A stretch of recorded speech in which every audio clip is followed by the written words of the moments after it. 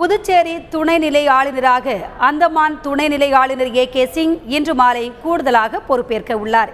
புதுச்சேரி துணைநிலை ஆளுநராக இருந்த வீரேந்திர கட்டாரியா அண்மையில் அப்பதவியிலிருந்து நீக்கப்பட்டார்.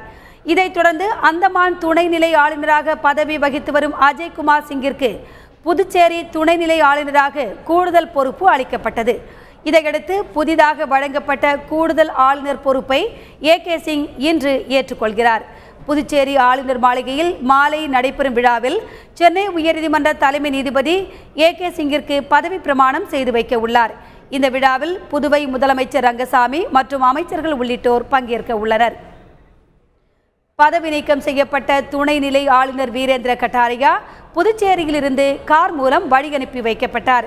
பதவி நீக்கம் செய்யப்பட்ட புதுச்சேரி துணைநிலை ஆளுநருக்கும் முதல்வர் ரங்கசாமிக்கும் இடையே மோதல் ஏற்பட்டது.